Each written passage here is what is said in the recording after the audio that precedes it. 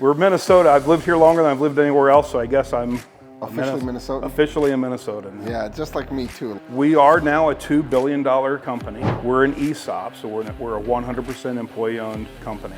We're one of the largest ESOPs in the world. That is interesting. And we're also, even though we're a $2 billion company, because of that, we also have that small distributor feel. So we're not selling 3,000 contractors here in Minnesota, we're selling 300. So that's one thing that makes us a little different, is that everybody from the president, CEO, down to the forklift driver pulling the order is all getting a percentage of that order.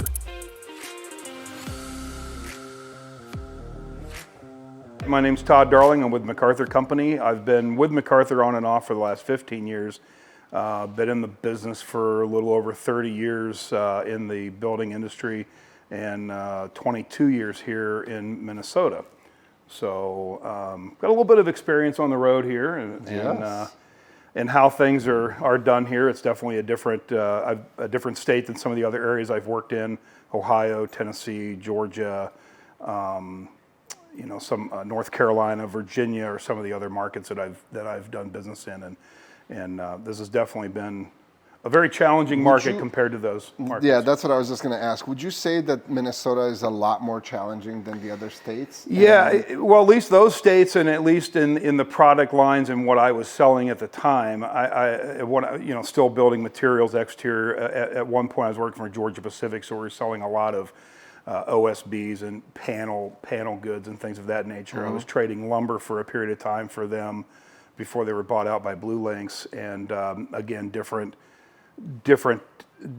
products than what I'm selling now. But I will say, when I came here and took over this territory for Prime Source, I had worked in other markets with Prime Source, and this was the second most underdeveloped territory, because they couldn't really figure anybody out to get it to roll, because it was very local, very clannish.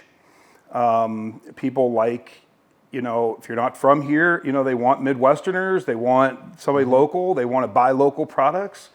You don't get as much of that on the East Coast. You get some of it, New York versus New Jersey or whatever, some of that. But for the most part, you could slip in, and it didn't really matter where you were from. Tennessee, it did a little bit, only because I was from Ohio, and so they're still mad about the Civil War. Even though they were on our side, they wanted to fight on the other side, apparently. So I don't know. I caught a lot of hell from them, from those customers. But it was kind of funny when I lived in Tennessee. They'd give me. It's still to this day, huh? Yeah, they're holding that grudge. Too funny. But yeah, coming here, it was very hard to break in with people. I have a feeling still to this day, there's a degree of that.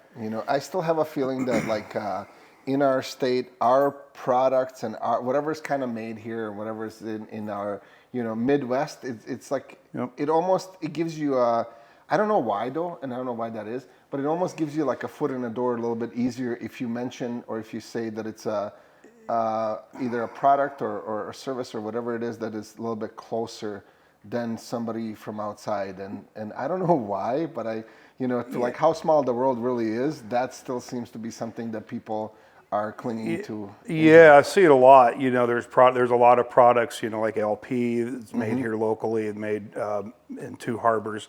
It's also made in Tomahawk. There's multiple window manufacturers, as you know. Marvin's one of the biggest. They're right right out of the north there, and you've got Hayfield right out of Hayfield, and you've got Thermatech out of St. Cloud, and there's just a lot of local window manufacturers.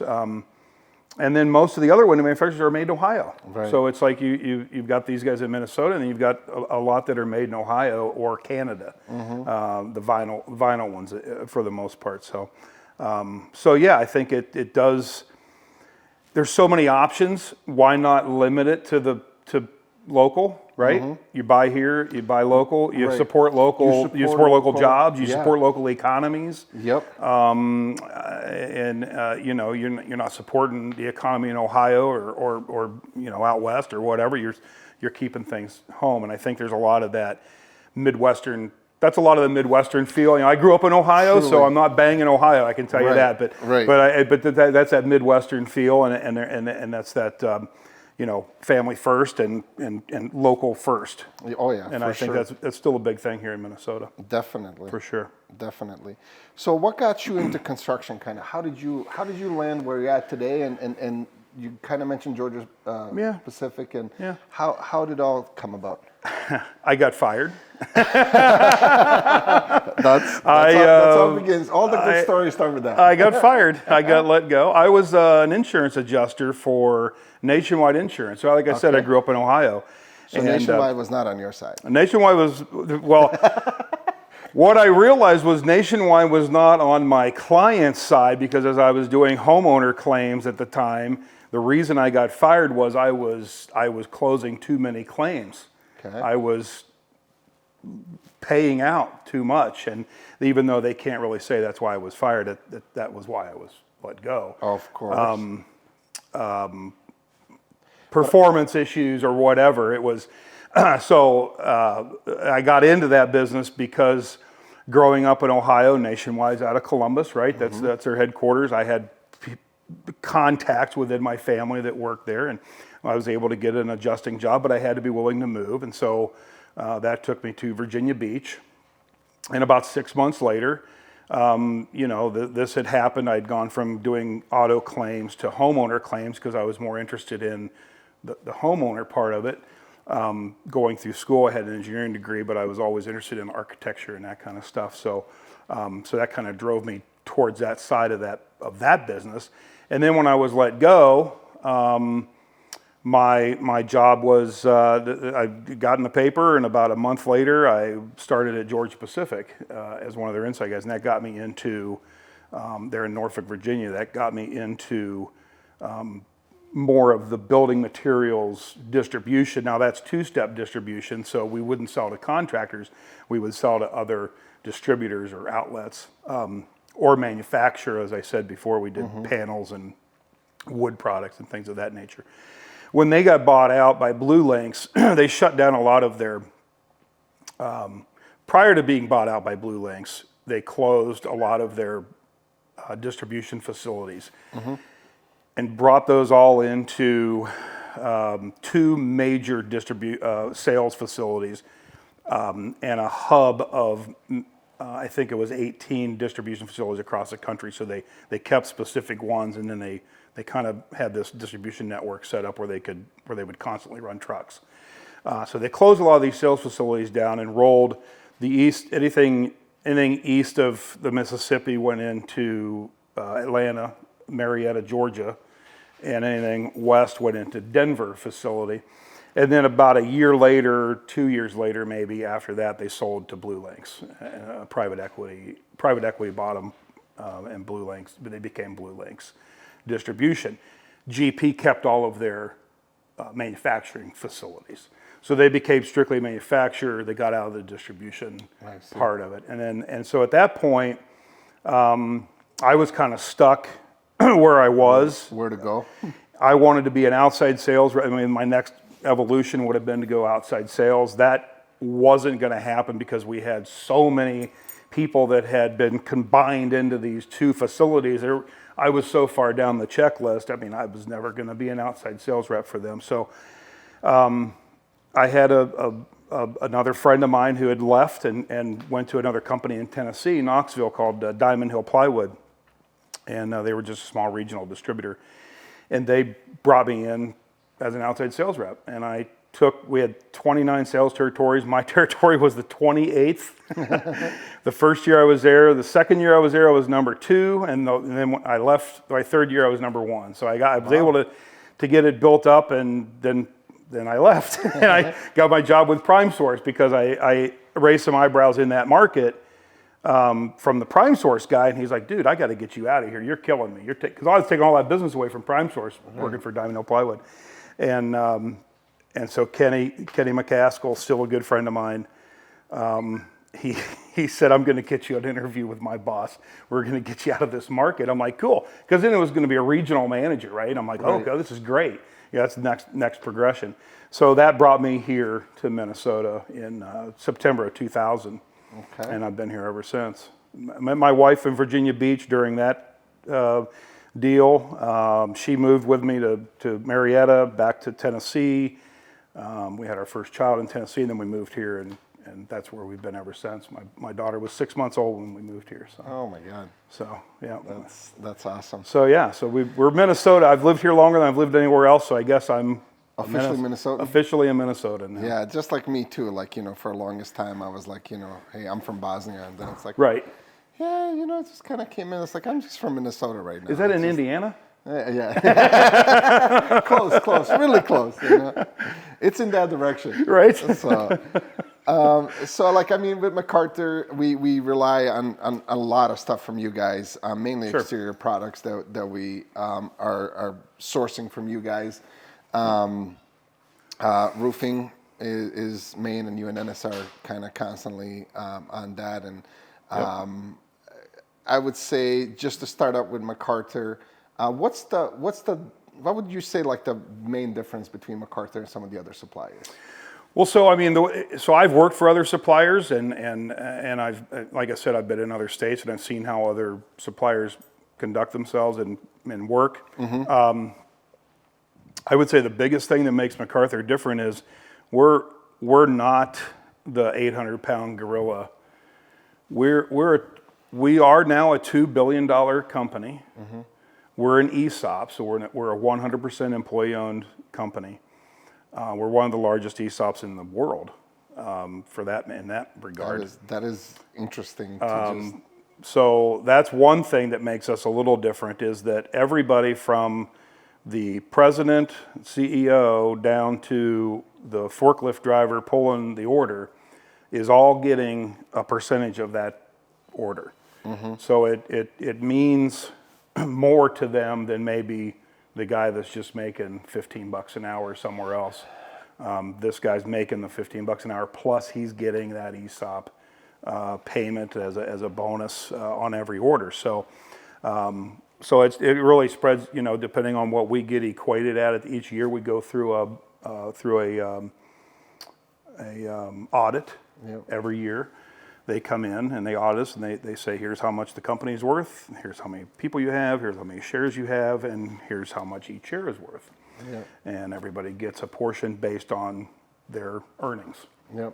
So it's a really cool bonus and a cool pay structure. So that does help it helps to bring everybody in as a team. So I feel like this is probably the best team, mm-hmm. top to bottom. And we're also, even though we're a $2 billion company, because of that, we also have that small distributor feel. So we're not selling 3,000 contractors here in Minnesota. Mm-hmm. We're selling 300. Right. To me, it felt like, obviously, as long as we have been around, and our connection kind of came in an interesting time, because by the time we haven't had a relationship with you yet. Shauna came on board as we hired her, and then within that time, you somehow stumbled upon us as well, introduced yourself, and I'm like, okay, we'll give it a shot. But then I think as I had a conversation with Shauna, she's like, well, my husband works there. Yeah, So then he's our best driver. Yeah, I kid you not. That made a connection with us right away, and then after we met you, and I really liked the part of honesty and the part of it. A lot of our, I think, our suppliers and whoever we worked with, it was mainly on relationship and the honesty that we have with one another of like, hey, this is what I'm looking for, and you're never trying to sell me up on something that I'm not looking for. Your approach on it is as well as like, educate people mainly on what they're looking for, what the best product and application might be for certain things. Mm-hmm. And some of the things maybe is not what you like hearing, but it's what you need to hear. Yep, I appreciate that. And that's the part that I really appreciate.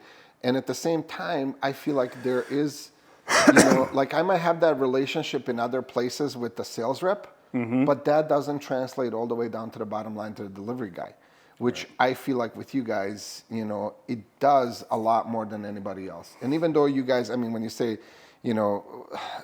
it truly shows, we're another places, there's not, accountability is not there. And I feel like with us, our clients ultimately are your clients as well. Absolutely. And that's the type of, where, you know what I mean? Where it's like your delivery guy, may representing you. Exactly. We're representing you. Exactly. So, and it's not like on the somebody job just site. coming out and taking it and throwing it on a driveway and not caring, Yep. Like, here's your delivery, Hey, everybody has a bad day, and I won't Right. say that we haven't had complaints about, driver being crabby or something, but 9 times out of 10, I'll get calls about our driver saying, man, your guy was great, and I needed this extra stuff moved, and he went ahead and did it. Yes. And he knows other companies would not have done that. They'd be like, no, you have to call what's come back, Right. And some of the material wasn't even our material, but Right. our customer needed help, your installer or whoever needed something moved to make the job progress, and we were able to do that. Right. And that decision was made right on the spot by our driver.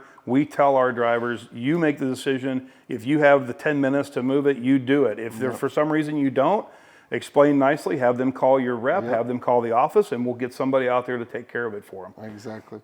No, I feel like that's like that one up, that just helps people to show that actually, it's not so transactional. It's like, this is just my job, what I'm supposed to do. And anything outside of those norms is like, too much to Yeah, well, to let's do for face it. people. Yeah, let's face it though. What separates companies from each other in this industry? We all carry roofing, we all carry siding, we all carry insulation, we all carry whatever, decking and steel and all that.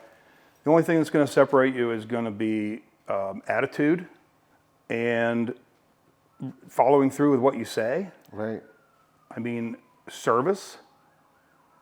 And service is a huge part of that because we kind of pride ourselves on trying to be the best at giving service. And the reason we're able to do that is because of what I said earlier. We don't try to sell everybody. We can't be everything to everybody. Right. We're trying to be a good steward of the market and of your business, but we can't do that if we're just selling everybody whatever all the time. I don't think we can. I think you get a much more honed in customer base, and you're able to take care of those customers to the fullest of your extent. Whereas if you're trying to sell everybody, you're not servicing anybody properly. Right. Or you've got a handful of pet accounts that you only service them, and everybody else is like, devil be damned. You're Right. not, you get it when you get it. And Right. so I hear that a lot from other customers. Another interesting thing about you is like, I feel like you're a lot more vested in all of this and connected in so many different levels that when I found that out, it kind of blew me away. And as you started, talking about it, I was like, oh my God, Todd, this is just one of those other things that I need to be member of. And it's just like, God, Todd, I don't have time for this. Like, Right. like that's what I wanted to answer. And I'm talking about Cam. Sure. And Contract your association. involvement in that. Sure. And then I attended the first event, and I'm not gonna, like, I attended it with hesitation, and I was like, why the hell am I doing this? Mm-hmm. I don't have time for this. I have estimates I gotta do. I got people that are depending on this and this for me, and I got so much stuff in the office that I gotta do. And not only am I taking my time, but now I'm dragging Ennis into it. I know he has so many estimates that he's working on, and he always is like, dude, like, I don't have enough time. You promised that. It's usually like, Right. you promised and you expect Right. me to deliver, and now we're going to this. So it's like, how are we gonna do all of this? And I'm like, it seems to be important. Let's go and let's look at it. And then I remember leaving that. We were just about to leave, and you're like, was it worth it? And I remember I was like, it was, like you were shocked. This itself was worth a lot more than I thought it would have. Thank you for this, because there was just so much information and so much thing that was said at that event that I never was part of anything like that truly. I always feel like in this industry, there's not a lot of people who, like, all you hear is horror stories about contractors, horror stories about, construction, horror stories about all of this, that anybody actually cares or is trying to make, we all certain was have that, standard that we want to live by. And it's like, we offer this service to our clients at this and this and this, but it's like, you always hear negative and not a positive. And at that place, there's like so many people that were like, here we are to help you with your business, help you with your, here are the legal things that are going to affect you in a way that you don't even know. Here's Right. a help. Here's a help with an insurance company. Here's a help with new law that's coming down. I mean, so much of it that is so beneficial. How did you get involved in that? What made you be part of it? Boy. And can you just? Yeah, I know I dumped a lot on you. No, this is great. No, I actually it's a good story, and I'll try to get the details right, but forgive me if I'm a little off on the years. That's okay. So 2007, 2008, we had big storm years, right? 2009 was when CAM started on the heels of, the reason I got involved, well, let's just go back. CAM was kind of started by a lot of independent contractors, I think 19 at the beginning, had this meeting, and there was a document called the 2010 Bulletin, right? And it come out, and it was basically saying, this is when the contractor couldn't act as an adjuster, and they're really coming down on contractors, talking about policy and all this kind of stuff, right? Which is still a thing today. Laws have been passed now. You can't be an adjuster. You can't have both licenses. Right. But this was kind of at the beginning of that. So that was why they got involved. Didn't really. I was at the first meeting, and I'm like, I don't know anything about this. I'm like, I'm lost. I have no idea why this even matters. This is way before my time. Way before. This was 2009. So this is the time where GCs were acting or could act as adjuster? They not necessarily that they could, but just that there was a lot of, like, they would guide the homeowner. There was more guiding. There was more incentivizing. They were paying deductibles. There was all that kind of stuff kind of going on. Okay. So CAM was really brought together to kind of fight that piece of legislation. We had hired, I forgot his first name, but Mo was his last name. Again, this was early on when I wasn't really fully involved. I was just attending meetings. But what got me personally involved in it, and what I wanted to see CAM do, during that 2009 and into 2010, there were a lot of my customers that were struggling to get paid from the insurance companies. Insurance companies were slow to pay the second check. They were very slow. There was no time. Sometimes it'd be 90, 120 days. Well, as you know, cash flow in this industry is everything, right? So I'm going into my customers like, well, first off, I'm having a very difficult conversation with them. Like, hey, thanks for your business, but where's our payment? It would be Why so aren't we much better getting if you paid for it. Yeah, I mean, I would be able to sell you more if you buy, if you actually pay for what you already bought, right? Yep. And so it was those kind of conversations that I was having with customers, and I'm like, man, what in the heck is going on here? So a couple good friends of mine that are customers, we sat down and I said, let's go over your business. Like, what is your cash flow? What's going on? I don't think you understand this. Yep. And after doing so, I realized that really the biggest thing that was hurting most of my guys is it wasn't that they didn't want to pay, it's that they couldn't pay. Right. Because the insurance companies would drag their feet so much at the beginning, at the middle, at the end. Oh my God. And homeowners were also keeping checks and signing stuff over and going on vacations and not paying their bills and blah, blah, blah, all this stuff. Yep. I'm like, man, why in God's name would anybody want to be in this business? Right. Right. So I kind of started to get involved with CAM on that aspect and say, well, what can we do to tighten up these to help get paid quicker, help our customer, our contractor get paid quicker, protect the contractor from the homeowners that don't want to pay, protect the homeowners from the insurance companies that don't want to pay. Yeah. It's one begets the other, right? It's a whole stream of, it's a litany of things that can go wrong with that money by the time it gets into your hands. Yep. And sometimes by that time, you've had so much overhead and so much, you've had to send to collections, or you've had to put a pre-lien or whatever. Now you're not making anything on the job. Right. Right? You've had to pay your sales guy, you've had to pay your subs, you've had to pay you've had to pay me, you've had to pay, and you got nothing. So this is what I'm hearing. So we kind of got involved with CAM. We got some lawyers on board. We hired a lobbyist. We started to get active at the Capitol. And we tightened that up. And I think I would say that I don't hear that as much anymore, at least. And now, granted, there are still, every once in a while, there'll be some insurance companies that are still dragging their feet. But I think for the most part, we're not seeing the 3 and 4 month deal anymore. You know, it's usually within 60 days. We tried to get some legislation passed that would compel them to do it within 60 days. But it was very difficult to get that through the legislature, as everything is difficult to get through the legislature. But that was really what kind of sparked my interest in it, was to how can I help my customers be a better customer of mine? Right. You know, because it's not that they're bad people, No, or that they're. But then what happens, Sinan, is you start making bad decisions. Yes. When you're broke and you've got to rob Peter to pay Paul, all of a sudden you're taking jobs and you're taking those front end checks and you're paying a job you completed 3 months ago. I know. And that's what got so many guys into problems in 2010, 2011, 12, through that range. I always used to tell Ennis, you know, when storm comes, like, let's not bite more than we can chew, you know. And there was for a few moments, especially when the Blaine storm went recently. Yeah. Not recently, but it's like 4 or 5 years ago. 5 years ago right now. We had so many claims that we were dead broke for good 9 months. And I was like, scary Ennis, position to be in. I'm dying here, man. I'm like, what can we do to speed this up? You know, work is done, subs are paid, materials paid for, and I am barely making our payroll. You know, our line of credit maxed out, my credit card maxed out. You know.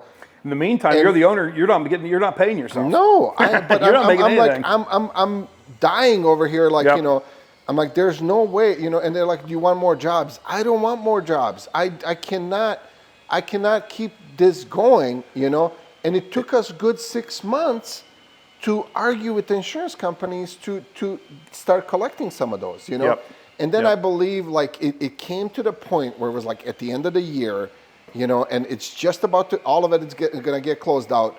All of a sudden, magically, like end of the year, end of the tax year, they cannot hold on to the money, I guess, anymore, or whatever the heck they're doing, you know. Like 10 checks appear, you know. Well, for every day they hold your money, how many millions, if not billions of dollars across the country are they making? Right. You know? So that's the game on their end, is to close the payout. So, you know, I think through some of our lobbying efforts, at least here in Minnesota, and some of our threats of legislation against the insurance companies, they realized they didn't have a winner there. They had no reason to delay the final payment. None. Right. In most cases, they had no reason. Yeah. I mean, it's already, the scope of work has been determined. The work's been done. Work's been done. What are you waiting for? Right. You know? And it's like...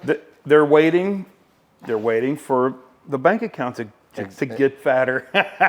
I know. You know, that's the game. But again, and look, I'm not begrudging anybody making money, but come on, we all got to live here. That's the thing. You're running, basically what we did is we went to the Capitol, we told legislators they are putting people out of business. They're putting our guys out of business, and here's why.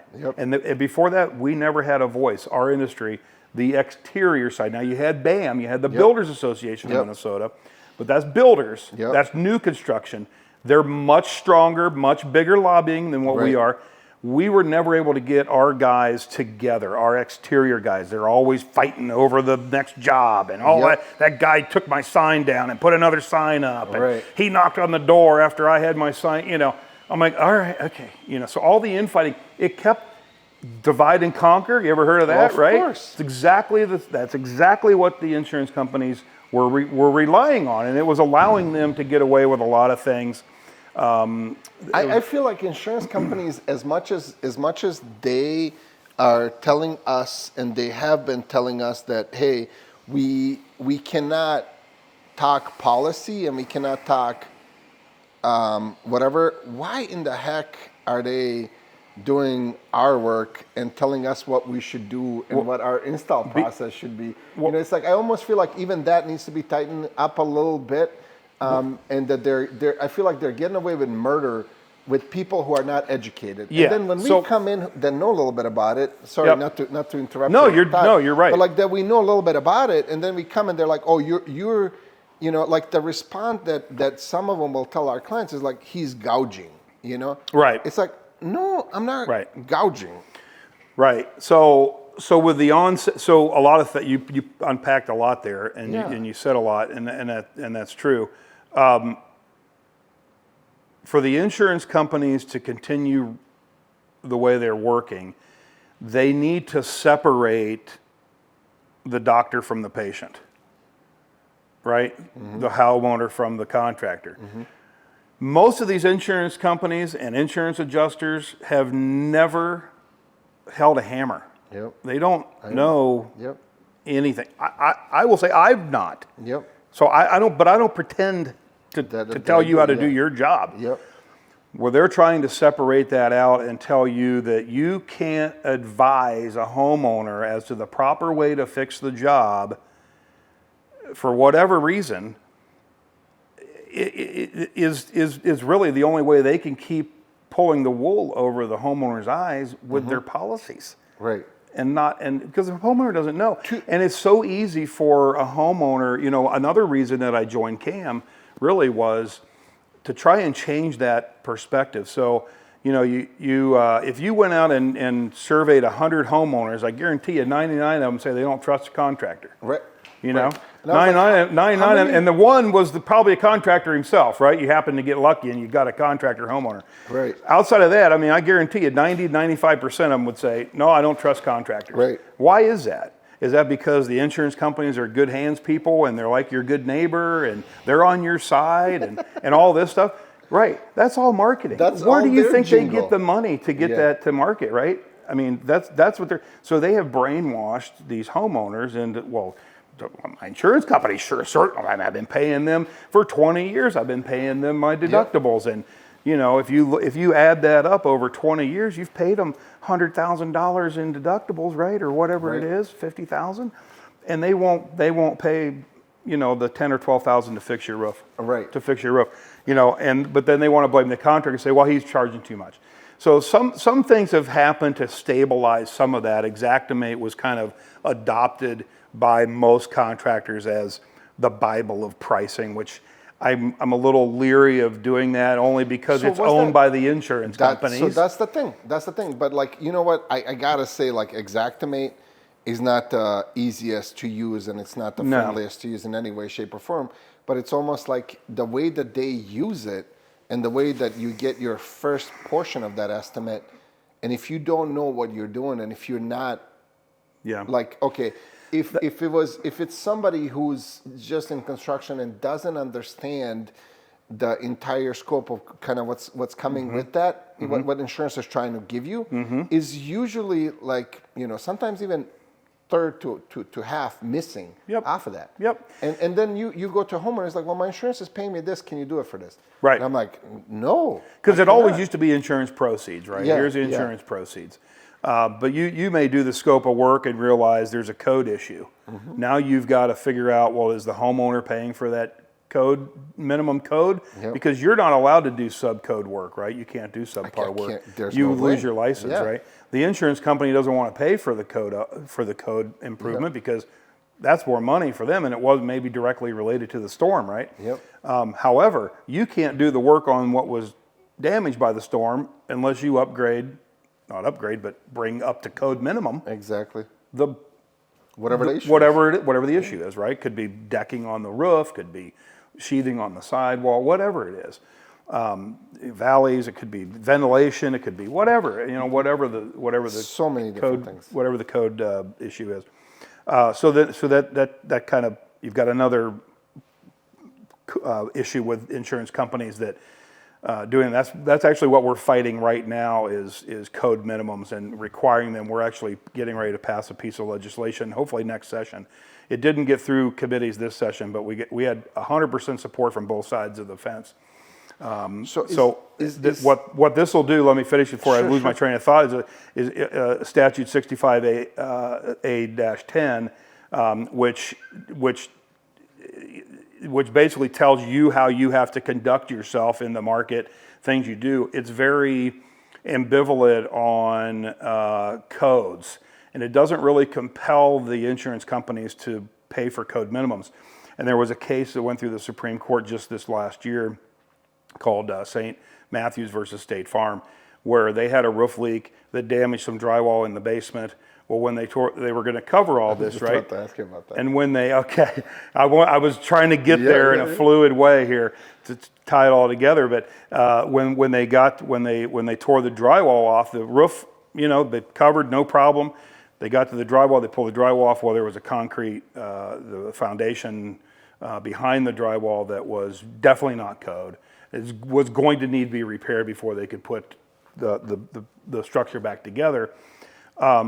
One thing that's kind of come to light, first off, it lost in a 4-3. It only lost by 1 vote, so it was very close. But it gave the insurance companies an angle that they may not have to cover code. Now they have precedent, right? Mm-hmm. That they may not have to cover code minimums, and they pushed that back on the church in this case. Well, some other things have come to light since, and in this particular case, they knew that the wall had issues behind the drywall prior to the storm. They had already tried to get it covered, and that's kind of why the insurance companies were kicking back a little bit. So there was a little bit of a gray area there, mm-hmm. But the way that the ruling comes down, it does still open the door for insurance companies to put into their policy that they won't cover those types of minimums, which is a huge cost to the homeowner or the business or the church or the whatever. Right. And then who pays? The contractor, and the contractor can't do the work, mm-hmm. Right? Because we're not putting drywall back over the wall that's not up to, it's subcode, subpar. Right. That is a game changer for them. I feel like it gives them a upper, like it doesn't. I feel like that was our one argument that we had, that as contractors that we had only that's when you answer that to them, it's like, I can't do this because it's not legal, and it can jeopardize my license, and I cannot finish I will not pass this inspection that's necessary for it. And that's why I'm asking for this. I'm not asking for any other reasons. I'm not trying to blow up I feel like with them, it's like every scope of work that we do is like, oh, they're just making it bigger. They want more. They want, it's not that. It's just that, like, I don't want to. What you're asking for me is to put my name on it, my company's reputation, and take that liability on. Yep. And you're not asking what that's going to cost me if that fails, down the line, or for some reason the way that you're suggesting that I do it, is going to cost me millions down the road if I get sued, or if something happens that I affect even make a bigger problem. Well, and if you knowingly, at that point, you couldn't, because you would knowingly be doing something against the code of conduct that you have for your license, right? To hold your license. Dolly would be after you. You'd be done. My God, You'd never sell anything again. And that's like, I don't want to jeopardize my entire business over this. Right. Any deal. Right. I think with our legislation that we've got it drawn up. It didn't make it. They had a lot of other things that they wanted to put through this year. Mm-hmm. There were a lot of other social issues that they were focusing on. The pot and the transgender and all that stuff that they've been focusing on, whatever. That's what they kind of went. So we kind of missed the cut on that. So they've got a year now, right? So when next session starts here in the fall, we can try to get that through committee and get it onto a vote hopefully early next year. In which case, the earliest it could go into effect would be August of 2024. Which, again, our legislation would tighten up that 65A10 statute. Just by adding a couple of sentences at the end of it, it basically draws it all together, ties up the ends, and compels the insurance companies to pay for code minimums. To pay for code minimums. So we're hoping that path. We have, like I said, we had 100%. Our day at the Capitol that we did on March 16th this year. We had almost 50 contractors. I was gonna ask you about that, how that went. I so badly wanted to go, but I know you weren't able to, and that's unfortunate because I think you would have enjoyed it. We had really good turnout. Like I said, we had almost 50, 48, something like that showed up. We were almost everybody was able to get a meeting with at least one of their legislators. We do this every year. We go up to the Hill. We set up appointments with legislators. I was able to speak to both of my legislators, my senator, my representative, neither of which I voted for. But they're there. But they're there, and honestly, regardless of what side of the aisle you are personally on the political spectrum, when it comes to laws and when it comes to local politics, you'd be surprised who the people are that you need to actually, that you're on the same side with. When you're talking about small business, you're going to get to the ear of the DFLers. You know, when you're talking about the insurance companies and the big businesses and corporations, you're typically, the Republican side the conservative side is more leaning toward that. And personally, I lean more that way. But in this regard, as I got more involved in CAM, I had to look at things a little differently. Right. And I had to start. You have to work with both sides. Right. Right. It's so crazy when you put that. But they're not as far away as you think they are. They are. You're not as far. We're not as separated as you think we are. I have a feeling. On some issues, we are. Yeah, but I have a feeling it's also the entire parties have put that in, that we're so more different than we are. Yeah. And that like them versus us gives them more credibility. I think we could again divide and conquer. Our government's doing the same thing again as the insurance companies. I feel and I think that when you really sit down and talk to a person, and if you didn't know where they were, and you just talked about issues, you might figure out real quickly where some differences were, but I think you'd also find out a lot of similarities where people would actually agree on more things than you would think they do. Yeah. So I think the divisiveness is somewhat of is not real. It's not real for sure at the ground level with me and you. It's real to use as a dividing factor on TV. Yeah. You know. Well, I had to stop watching that. Yeah, exactly. We just turned that off. I gotta say, like, I completely stopped. I think around COVID is when I had a mental breakdown. I had to quit. And I did. Yeah, I did, Todd, I'm with because you. it came to the point where, like, you know, what's happening here, it was so crazy that at certain time, you know, over one night, whatever we have sold business-wise has just evaporated. Yeah. And I'm like, oh my God, all these people, you know, we just recently, you know, got into this building. I'm like, how in the hell, like everything I worked so hard for is just about to disappear, and I had no say in it. None of, like, you know. But thankfully, it didn't. Yes. Thankfully, and I will take, again, I think Cam will take part of this credit. When initially COVID started and they shut business down, contractors were not an essential worker. I know. So we fought very hard. We actually went to the Capitol. We had our legislators that we had relationships with, and we kind of bent their ear a little bit. We had our lobbyists go and say, look, this is essential work. Somebody gets a roof leak, somebody has a pipe burst during COVID. What, you say they can't go out and fix it? I mean, this is essential work, right? And within the first month of that it was cleared up, and we were like, boom, we can do it. I can't tell you, like, I think I got it. It saved our industry in this market. You have no idea. It saved my sanity. Like it saved a lot of my customer sanities and my own. I was like, okay, hold on. There's a sheet that I got to print out that it says I'm essential worker. Like if I get pulled over for something, I'm like, hell, give it to everybody. You know, it's like I need that. I want to be out there. But yes, that was another big feather in our cap. You know, so we've done some good things with CAM. That's awesome. I wanted to ask you, I just heard about, literally about a week ago, I had a gentleman stop by and I didn't give him a time of the day because a lot of people just are solicitors, but now I regret it and I wish I just talked to him. And he kind of caught me off guard. I had an appointment. I'm like, dude, you have no appointment.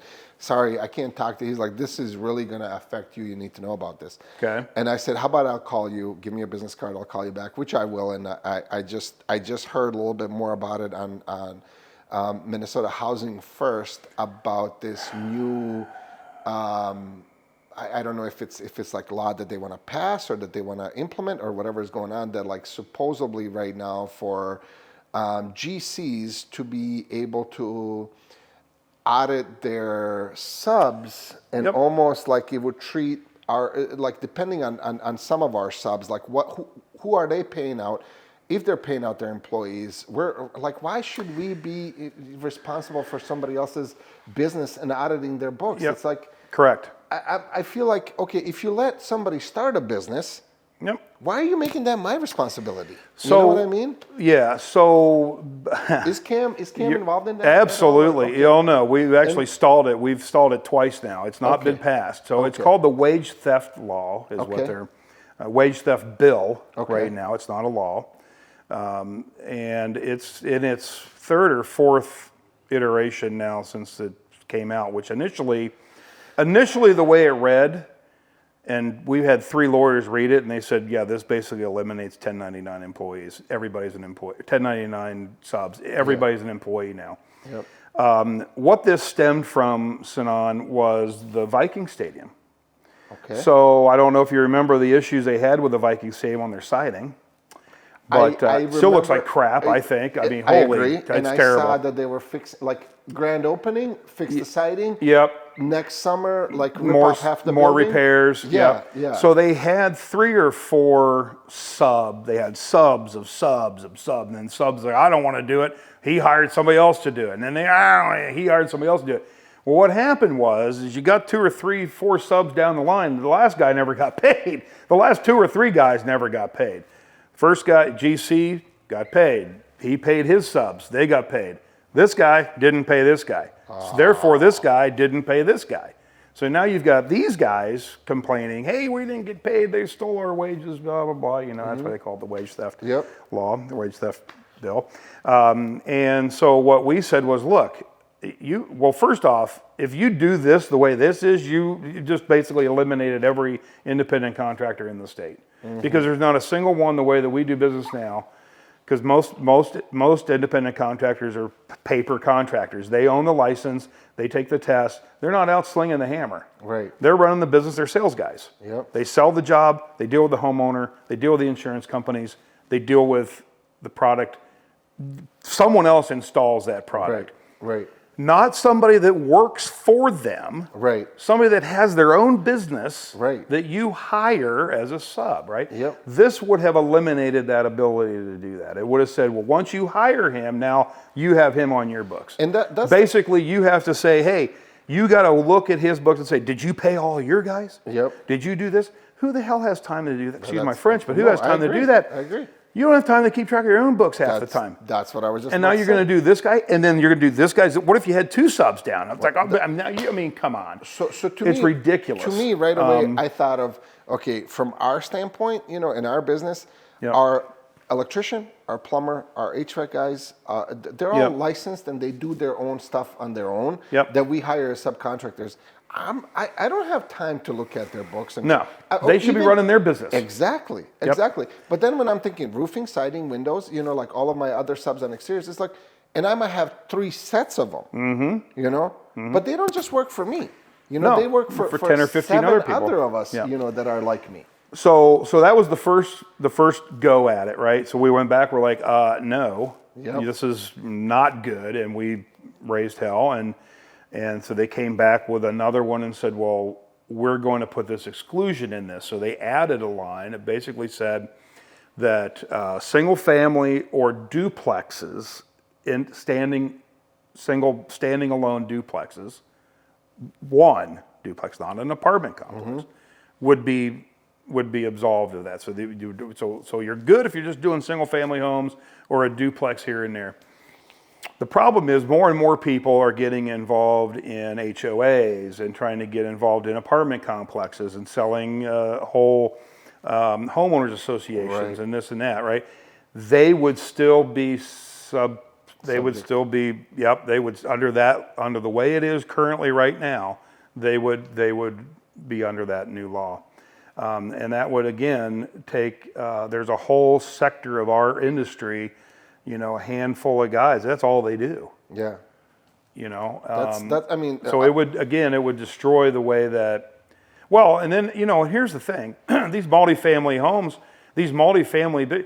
if that's the way they do it, they're just going to be in 10 years from now, nobody's going to want to do that work. That's Nobody's what going I'm to be able to do that work. Your housing market Yeah. is done. And these are multifamily, lower income homes typically. Right. And they, on one hand, they want to raise up more, they want more homes and more sustainable, homes for lower income. But then on the other hand, they want to jam somebody doing repairs and things of this nature. So I'm going to say something. they're hurting their own cause. Yeah, I'm going to say something on record right now that I used to hear all the time, and people would complain about working with certain cities, and I found that to be so awkward. It's like, why would you? Like, I had no problem working there. I have no problem. Bloomington. I have no. Well, there's few. There's few. Richfield. So we go and we buy few lots in city of Minneapolis, and then we buy a lot in Crystal, and we go and apply for permits to start 2 new construction builds, homes. This is all coming to like it's necessity for this, necessity for that, necessity for this, necessity for that. Low income housing, bring anything in. When we took an approach on doing the multi-units, we got yelled at. And this is like right before they passed that you can have the build your garage out into a apartment if you needed to, right? What have you? The 2020 before, is it a Vision 2020 or whatever they called it? I think that's what it was. So in Crystal, on the same day, I had my project manager go apply for a permit in Minneapolis and apply for a permit in Crystal. We have gotten our permit and built the house and finished the house with some delays in Crystal. We haven't got our permit approved in the city of Minneapolis. Oh, good Lord. And after we built that home, and after we went through everything else, when we were done, we turned around and I looked at the people that we bought lots with, and I said, I don't want to do this. I'm selling these lots. Yeah. I don't want to. There's no way. Not that I was looking for an incentive, and there were so many things that were there that were just stopping the progress and not allowing you to do your job. And I feel like the same way right now. It's like you cannot bring more regulations on me and bring more like how I should. How am I going to be in charge of somebody else? Right. But at the same time, you want me to produce this amount of whatever is necessary for us on the shortage that we have in housing. Yeah. We don't build a lot of new, but I know a lot of guys that do, and that's their livelihood. And as you regulate, you slow the process down more, right? Right. And what's the old adage? Time is money. Exactly. And you waited, how you had a whole house built before you could even get. I mean, that land's been sitting there. It may have devalued in the time that you. It probably didn't. Land usually doesn't. But you never know. But we could have went in so many different directions about this and have it fall apart right in front of our eyes if we were not so persistent and try to do it. And we finished it, and I just said, let's walk away from this. It was a lesson that, but it's like wherever you turn around, it's like, oh, Minneapolis needs this, or certain cities need this and this and this. But there's like so much that's being, you can't do that. And we want you to do it this way, So going back, so a couple of things that we've talked about, and just going back a little bit on Xactimate, and I'll get to what you just said on Xactimate. Another thing that CAM does, and what we've done the last 5 years, is we've trained almost 400 people on how to use CAM, how to use Xactimate through CAM. So we do a class usually twice a year. It's a 2-day class. It gets you can either take certification or you can take the class and just learn how to do your scope of work a little bit, because like you said, you might miss a third of what you actually could ask for. And if you can ask for that stuff up front and not have to wait to supplement it on the back, you're going to get that first check quicker than you're going to get that last check, right? And you're waiting for homeowners to sign off on it and whatnot. Right. And I know there's some lawyers right now working on trying to get it to where the contractor's name is on that final check, so that the homeowner can't cash it without the contractor. Once the contractor has been assigned to the job, that money is actually yours. You're doing it for insurance proceeds. CAM tried to go down that road about 10 years ago, and we hit a big wall. So we'll see. I know there's another group out there right now of some lawyers that are trying to do that, which I think is a great effort. Go for it. It's not costing Cam anything. You go for it. Yep. You do your thing. So that's just to make a point on the Xactimate. So if you've got somebody that's struggling with Xactimate or needing to learn more about that, we offer a level 1, level 2 class almost every year. So wow. Obviously there's a cost to that, but we're at a substantial discount. So then the other thing you're talking about with municipalities, we also have a really, really close relationship with Rum River Consulting, and the person that runs and owns Rum River Consulting is I don't know I guess Andy Schrader. I guess I'll say his name, Andy Schrader. He's a building inspector. Okay, so they're a consulting building inspecting firm, but he knows every building inspector in the state. I was having an issue with a building inspector in Winona, of all places. I had a guy doing business down there, having a problem with this. He said that if the windows came with a factory nail fin, that you couldn't snap the nail fin off and do a pull-through jam install, which is absolutely not true. You can, and it's not the building inspector's job to make that call. It's the window manufacturer's job to make that call. This guy fought my customer for 6 months, would not approve the work, would not approve the house, wanted him to tear all of the windows out and put all new windows in because he had taken all the nail fins off. I had a letter from Hayfield that even said, hey, we ship all of our windows with nail fins. They're just you snap them off, or they slide off. Yeah. It happens every single day. It doesn't change the warranty. Right. Because this guy had the homeowner thinking, man, this is subpar work. This contractor installed all these windows wrong, and now they're not warranted. There's no warranty, which was had this guy all worked up. Yep. I called Andy and I explained the situation to him. He goes, I'll give Jim a call right now. He knew right who it was. He called him. 2 days later, it was approved. Wow. So we have some connections. We have some people that we know. That's another good reason to be involved with Cam. No, for I know sure. we're kind of switching back and forth on topics here, but as I'm thinking of it, I wanted to get that out there because I gotta tell you that right now, even though I was like hesitant to join and hesitant to come in, right now I'm looking forward to events, looking forward to speakers, looking forward to like our.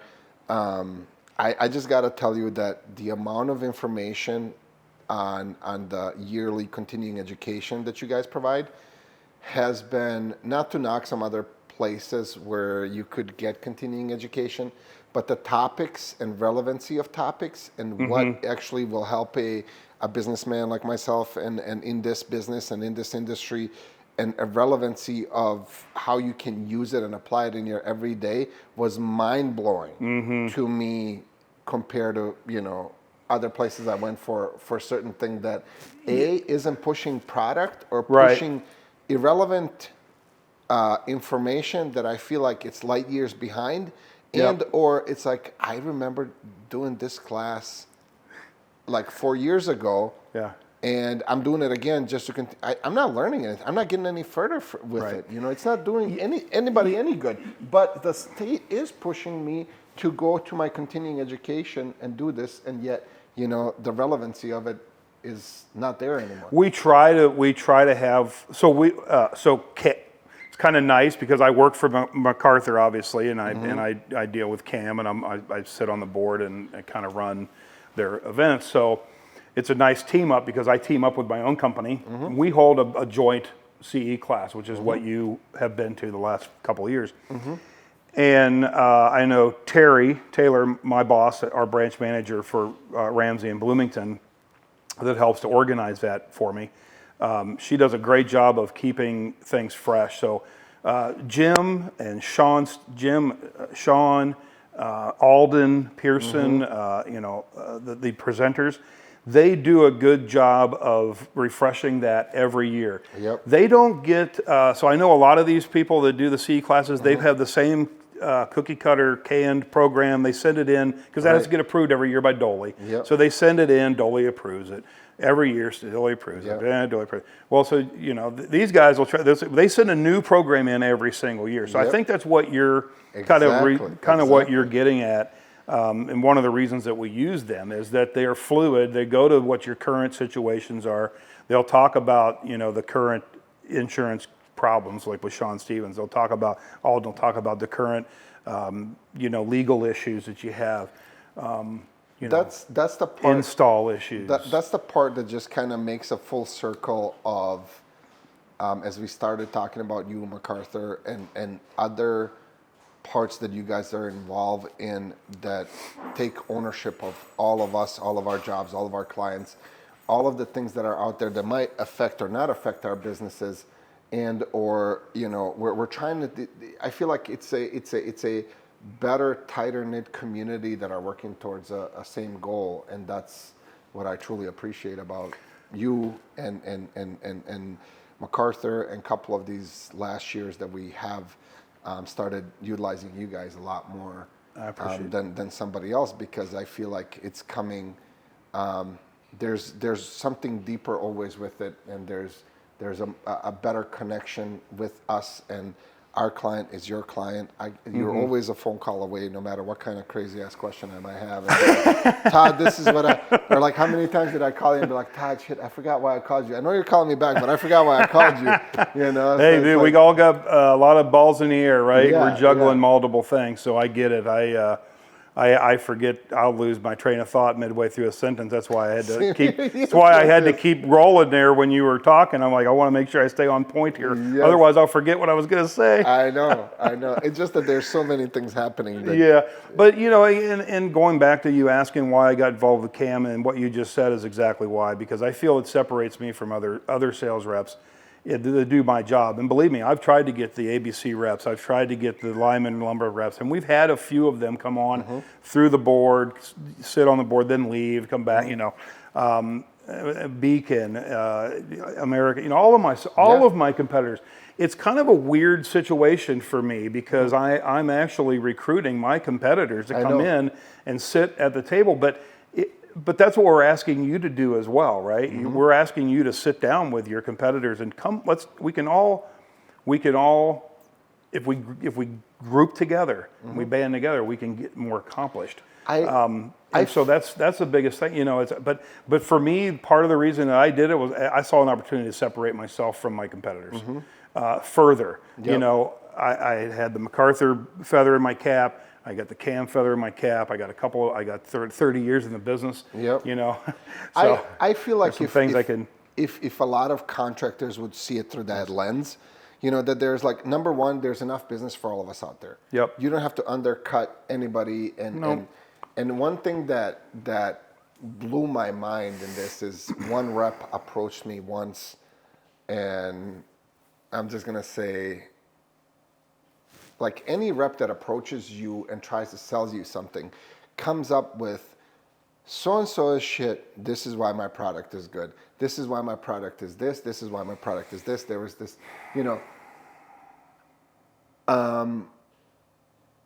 client that requested certain products from me that I had no idea about, and a rep that came and introduced herself and talked to me about it has earned my entire business by the way she presented herself and said to me what they're all about, with ever never using somebody else in her mouth and saying even a different company name. Right. And I said to myself at that point in time that my goal is going to be never, no matter what my feelings are about somebody, never down talk any of our competition. Nope.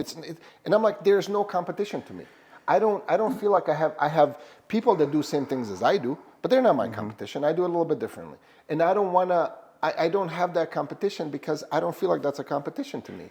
And there's enough of us out there doing it that we all can find a place, and our personalities and the way we offer service and everything else is going to be relevant to a certain person more than to the other, depending on. You'd mentioned earlier you couldn't remember exactly how we met, and it was through Brandon at Malarkey. And Brandon brought me, he goes, I'm going to go call on these guys. I'm like, well, I've seen their trucks or whatever. I don't really know who they are or anything about them. And he's like, oh, you'll like Sanon and Ennis. And I remember the first time, came in and we sat down and I'm like, I don't think we talked about any products or anything. Like we talked about his stuff and then we started talking about where you were from and where I was from. And and the next thing I know, you're like, okay, I got to go. And we're like, I didn't even try to sell you anything, you know? I mean, I did really feel like I was there. I was there more to sell you on me, because I figure if I can sell you on me, hey buddy, if I can sell you on me and you want to try to give me a shot to do more business, then I'm going to have the opportunity. And then once you give me the opportunity, then that's my time to grab it by the throat and kind of choke it out, and take it the rest of the way. But exactly. But I think it also helped that Brandon and I, had just met each other, but he really wanted to get me in front of some of his guys because he liked the way that MacArthur and I do business. And so he had some key guys that he got me in front of, and I'm still selling you and a couple of the other guys today. So they've turned into good relationships.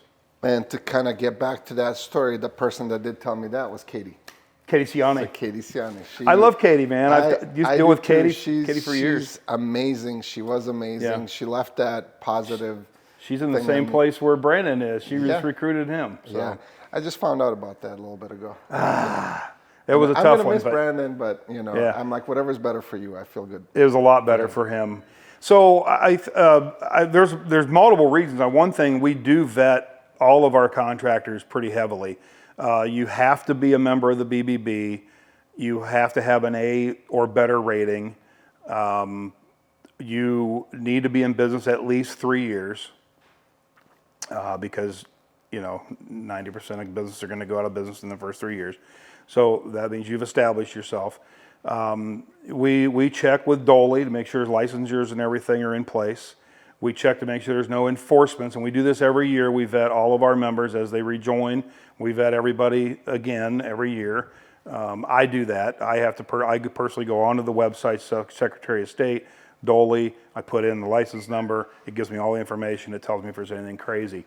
I have only one time had to call one of our members and say, what's going on here? This is, it's an uncomfortable situation, but we do all that vetting for the homeowner, right? So what we want to try to do is when a homeowner sees that there's a CAM member knocking at their door, it might separate them from the other guy who's not a CAM member. That doesn't necessarily mean the other guy's not a good guy, not a good contractor. What it does mean is that he hasn't put his ring into the hat into the ring, sorry. That's okay. Hat into the ring to try and get more involved in the industry with CAM, and he hasn't been fully vetted by a third-party organization on top of the BBB, on top of Dolly, on top of the Secretary of State when the licensure and all that stuff. So we have a very, very close, one of the things I'm probably most proud of with CAM is that when we first started,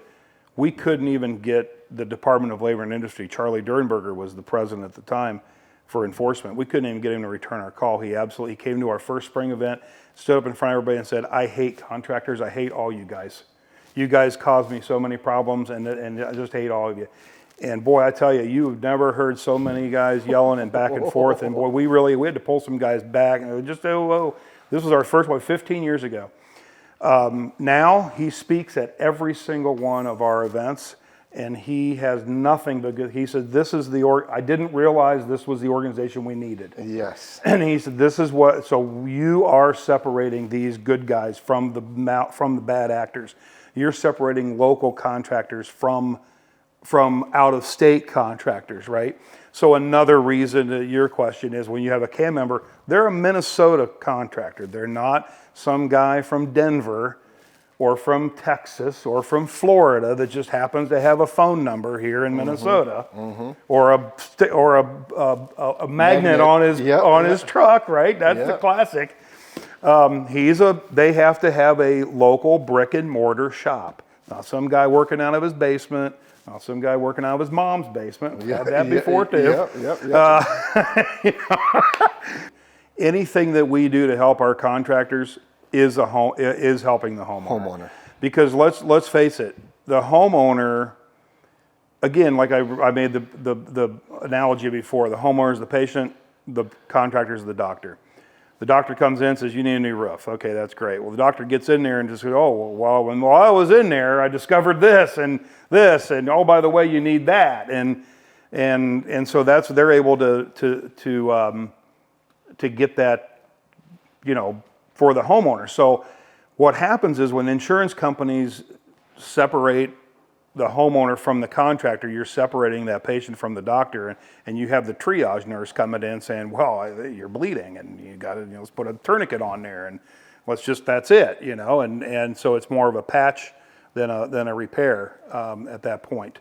And that's kind of what, it's a soft analogy, but that's kind of what is going on. And so anytime we do legislation that helps our contractors get what they